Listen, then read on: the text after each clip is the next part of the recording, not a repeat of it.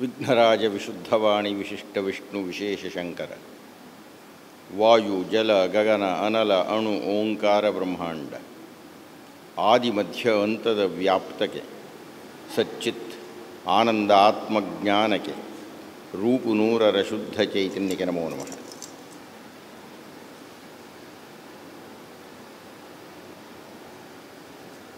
ಈ ದಿವಸ ಅತ್ಯಂತ ಪ್ರಧಾನವಾಗಿರತಕ್ಕಂತಹ ಉಪನ್ಯಾಸ. ಈ ದಿವಸ ನಾವು ಮಾಡಬೇಕು ಏನು ಅನ್ನತಕ್ಕಂಥದ್ದನ್ನು ಹೇಳತಕ್ಕಂತಹ ಉಪನ್ಯಾಸ. ಈ ದಿವಸ ಬ್ರಹ್ಮವಸ್ತುವನ್ನು ಕುರಿತ ಚಿಂತನೆಯ ಉಪನ್ಯಾಸ.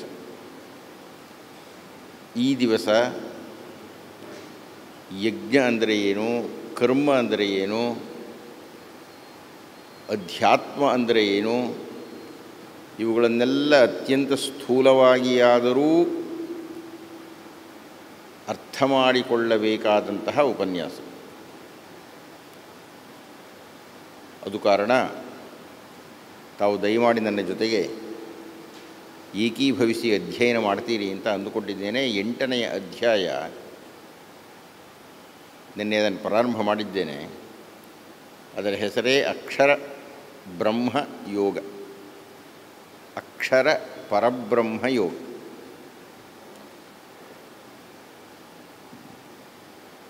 ಯೋಗ ಅಂದರೆ ಏನು ಅನ್ನುವುದನ್ನು ನಾನು ಪ್ರಾರಂಭದ ವರ್ಷಗಳಲ್ಲಿ ಮಾತಾಡಿದ್ದೇನೆ. ಯೋಗ ಅಂದರೆ ಸಂಯೋಗ ಅಂತ. ಯಾವುದರ ಸಂಯೋಗ? ಜೀವಾತ್ಮ ಪರಮಾತ್ಮಗಳ ಸಂಯೋಗ. ಜೀವಾತ್ಮ ಪರಮಾತ್ಮಯೋ ಯೋಗ ಅಂದರೆ ಅರ್ಥ ಸಂಯೋಗವಾಗುವುದು, ಒಂದು ಕೂಡುವುದು ಅಂತ. ಹಾಗೆ ಜೀವಾತ್ಮ ಒಂದು ಪರಮಾತ್ಮದ ಜೊತೆಗೆ ಕೂಡಲಿಕ್ಕಾಗಿ 2 ದಾರಿಗಳಲ್ಲಿ ನಾವು ಪ್ರಯತ್ನ ಪಡ್ತೀವಿ. ಯಮನಿಯಮಾಸನಗಳು ಒಂದು ಗುಂಪು, ಪ್ರಾಣಾಯಾಮ ಪ್ರತ್ಯಾಹಾರ ಧಾರಣ ಧ್ಯಾನ ಸಮಾಧಿಗಳು ಇನ್ನೊಂದು ಗುಂಪು. ಯಮನಿಯಮಾಸನಗಳು ದೇಹಕ್ಕೆ ಸಂಬಂಧಪಟ್ಟಿದ್ದು, ಪ್ರಾಣಾಯಾಮ ಪ್ರತ್ಯಾಹಾರ ಇತ್ಯಾದಿಗಳು ಮನಸ್ಸಿಗೆ ಸಂಬಂಧಪಟ್ಟಿದ್ದು. ಸಮಾಜಶಾಸ್ತ್ರಜ್ಞರು ನಾವು ವಿಕಸಿಸಿರತಕ್ಕ ವಿಧಾನವನ್ನು ಅಧ್ಯಯನ ಮಾಡಿ ಮೃಗಗಳಾಗಿದ್ದಂತಹ ಸಂತತಿಯೊಂದು ಹೇಗೆ ಪೂರ್ಣ ಪ್ರಮಾಣದ ಪ್ರಾಣಿಯಾಗಿ ಮನುಷ್ಯರಾದೆವು ಅನ್ನುವುದಕ್ಕೆ ಸಾಕಾದಷ್ಟು ಅಧ್ಯಯನಗಳನ್ನು ನಡೆಸಿದ್ದಾರೆ ಈಗಾಗಲೇ. ಹಾಗೆ ನಡೆಸಿ ಹಲವಾರು ವಾದಗಳನ್ನು ಮುಂದಿಟ್ಟಿದ್ದಾರೆ. ವಿಕಾಸ ಆಗಿದ್ದು ಹೇಗೆ, ಮೊದಲು ಹೀಗೆ ಇತ್ತೆ, ಅಥವಾ ಏಕಾಣುಜೀವಿಯಾಗಿರತಕ್ಕಂತಹ ಅಮೀಬಾ ಅನ್ನುವುದು ವಿಕಸಿಸಿ ಹೀಗೆ ಮನುಷ್ಯನ ರೂಪಕ್ಕೆ ಬಂದಿದೆಯೇ ಇತ್ಯಾದಿ ಎಲ್ಲ.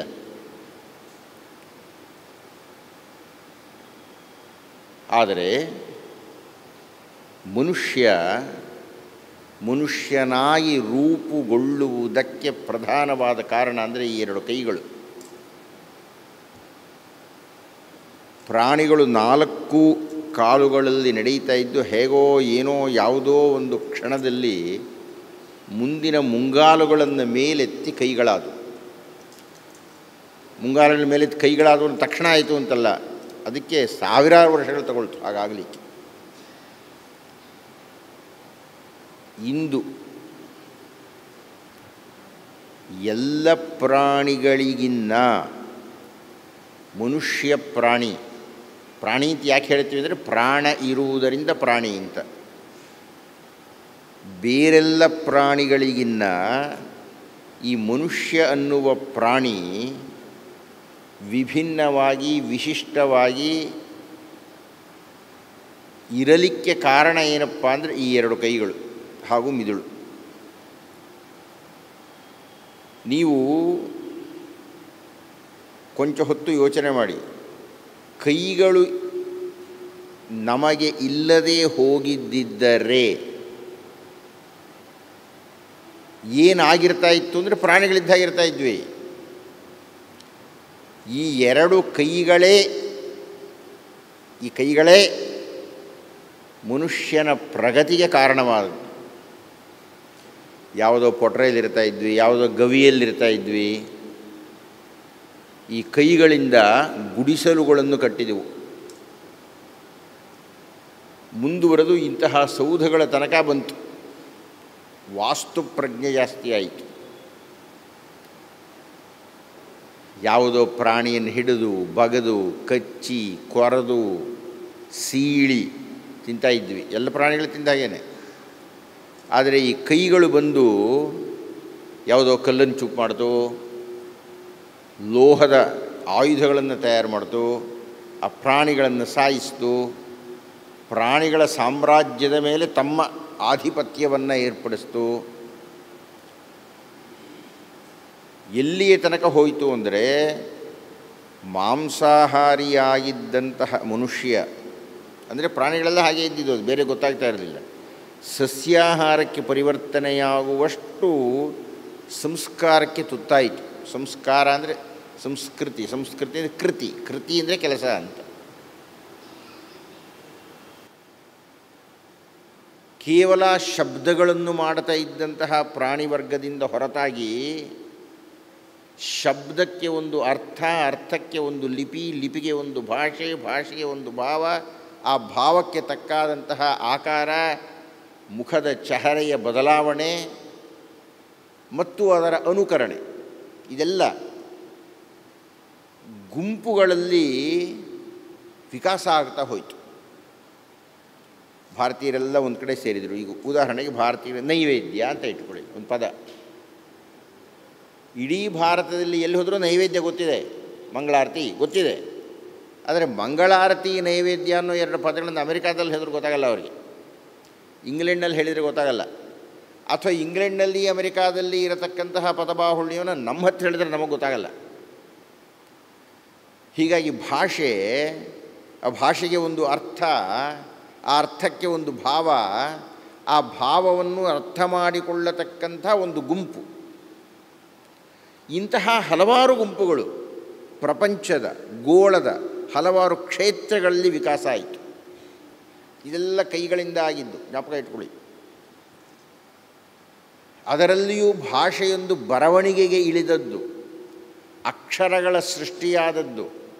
ಆ ಅಕ್ಷರಗಳಿಂದ ಪದಗಳು, ಪದಗಳಿಂದ ವಾಕ್ಯಗಳು, ವಾಕ್ಯಗಳಿಂದ ವಾಕ್ಯವೃಂದ, ವಾಕ್ಯವೃಂದಗಳಿಂದ ಪ್ರಬಂಧಗಳು, ಕಾವ್ಯಗಳು, ಕವನಗಳು, ಸಾಹಿತ್ಯದ ಹಲವು ಪ್ರಾಕಾರಗಳು ಎಲ್ಲ ಕೈಯಿಂದ. ನೀವು ಯೋಚನೆ ಮಾಡಿದರೆ ಕೈಯನ್ನು ಬಿಟ್ಟು ಬದುಕೇ ಇಲ್ಲ ಮನುಷ್ಯನಿಗೆ. ಆ ಕೈಗಳ ವಿಕಾಸದ ಜೊತೆಗೆ ಕೊಂಚ ಕಾಲ ಆದಮೇಲೆ ಮಿದುಳು ವಿಕಾಸ ಆಯಿತು. ಮಿದುಳು ವಿಕಾಸ ಎಲ್ಲಿಯ ತನಕ ಆಯಿತು ಅಂದರೆ ಚಂದನ ಹತ್ರಕ್ಕೆ ಹೋಗೋ ತನಕ ಆಗೋಯ್ತು. ಈ ಹಂತಗಳನ್ನು ಮತ್ತೊಮ್ಮೆ ನೋಡಿ. ಪ್ರಾಣಿಗಳಾಗಿದ್ದ ನಾವು ಪ್ರಾಣಿ ಪ್ರಪಂಚದಿಂದ ವಿಭಿನ್ನವಾಗಲಿಕ್ಕೆ ನಮ್ಮ ಮುಂದಿನ ಎರಡು ಕಾಲುಗಳನ್ನು ಕೈಗಳನ್ನಾಗಿ ಮಾಡಿಕೊಂಡೆವು. ಆ ಕೈಗಳ ಉಪಯೋಗದಿಂದ ವಾಸ್ತುವೋ, ಸಾಹಿತ್ಯವೋ, ಭಾಷೆಯೋ, ಉಪಕರಣಗಳೋ, ಆಯುಧಗಳೋ ಎಲ್ಲವೂ ಸೃಷ್ಟಿಯಾಯಿತು. ಹೀಗೆ ಸೃಷ್ಟಿಯಾದ ನಂತರ ನಾವೆಲ್ಲೋ ಕಾಡಿನಲ್ಲೋ ಗುಡ್ಡಗಾಡುಗಳಲ್ಲೋ ಎಲ್ಲೆಲ್ಲೋ ಇದ್ವಲ್ಲ, ನಾವೆಲ್ಲ ಸಸ್ಯಾಹಾರಕ್ಕೆ ಪರಿವರ್ತನೆಯಾದಾಗ ನದಿ ಬಯಲುಗಳಿಗೆ ಬಂದವು. ಏಕೆಂದರೆ ಭತ್ತವೋ, ಗೋಧಿಯೋ, ರಾಗಿ ಇವುಗಳನ್ನೆಲ್ಲ ಬೆಳಿಬೇಕಾದ್ರೆ ನೀರಿನ ಅವಶ್ಯಕತೆ ಉಂಟು. ಆ ನೀರನ್ನು ಉಪಯೋಗಿಸಿಕೊಂಡು ಗದ್ದೆಗಳನ್ನು, ಹೊಲಗಳನ್ನು ಮಾಡ್ತಾಯಿದ್ವಿ. ಮಾಂಸಾಹಾರಿಯಾಗಿದ್ದ ಮನುಷ್ಯ ಸಸ್ಯಾಹಾರಿಯಾಗಿ ಪರಿವರ್ತಿತನಾದ. ಸಸ್ಯಾಹಾರಿಯಾಗಿ ಪರಿವರ್ತಿತನಾದವನು ಮಾಂಸಾಹಾರಿಯಾಗಿದ್ದ ಯಾವುದೋ ಒಂದು ಪ್ರಾಣಿಯನ್ನು ಎಲ್ಲೋ ಕೊಲ್ತಾ ಇದ್ದ, ಹೇಗೋ ಬದುಕ್ತಾ ಇದ್ದ, ಎಲ್ಲೋ ಇರ್ತಾ ಇದ್ದ. ಆದರೆ ಸಸ್ಯಾಹಾರ ಹಾಗಾಗಲಿಲ್ಲ. ಯಾಕೆ? ಸಸ್ಯಾಹಾರ ಆ ಕ್ಷಣದಲ್ಲಿ ಸಿಗತಕ್ಕ ಆಹಾರ ಅಲ್ಲ.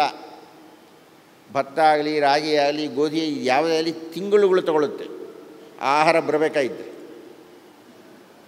ನೀರು ಕಟ್ಟಬೇಕು, ಕಟಾವು ಮಾಡಬೇಕು, ಗೊಬ್ಬರ ಹಾಕಬೇಕು, ಬೀಜವನ್ನು ಮೊದಲು ನೆನೆಸ, ಏನೇನೋ ಕ್ರಮಗಳಿದೆ.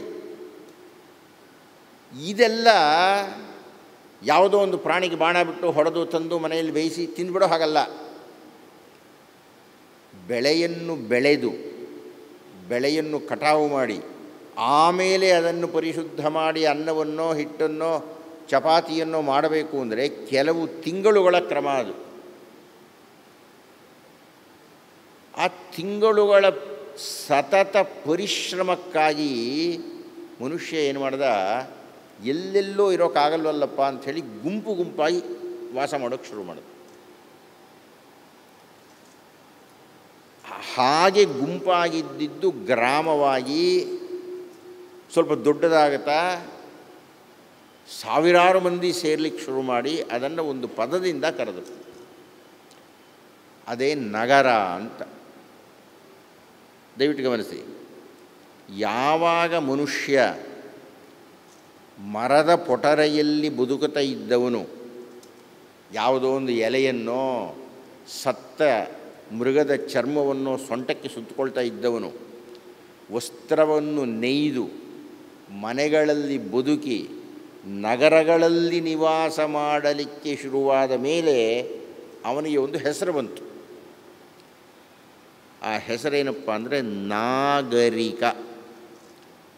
ನಗರದಲ್ಲಿ ನೆಲೆಸಿದ್ದರಿಂದ ಅವನು ನಾಗರಿಕನಾದ. ನಾಗರಿಕನಾದ ಮೇಲೆ ಅವನು ತನ್ನ ಜೀವನದ ಸೌಲಭ್ಯಗಳ ಕಡೆ ಗಮನ ಕೊಟ್ಟ. ಇದೆಲ್ಲ ಬಹಳ ದೊಡ್ಡದಾದ ಸುಮಾರು ಗಂಟೆಗಳು ವಿವರಣೆ ಕೊಡಬೇಕಾದ ವಿಷಯ. ತಾವೇನೋ ಹೇಳಿದ್ರಿ ಭಾಳ ನಿಧಾನ ಮಾಡಿ ಅಂತ. ಇದನ್ನು ಮಾಡೋಕ್ಕಾಗಲ್ಲ, 9 ವರ್ಷ ಆಗ್ತಿದೆ ಆಗಲೇ. ಮುಂದಿನ ವರ್ಷಕ್ಕೆ ನಾವು ಭಗವದ್ಗೀತೆ ಮುಗಿಸಬೇಕು ಅಂತ ಹೇಳ್ತಾ ಇದ್ದಾರೆ. ಪಾಪ ಅವ್ರಿಗೆ ಅವರ ಸಮಸ್ಯೆ ಇರುತ್ತೆ.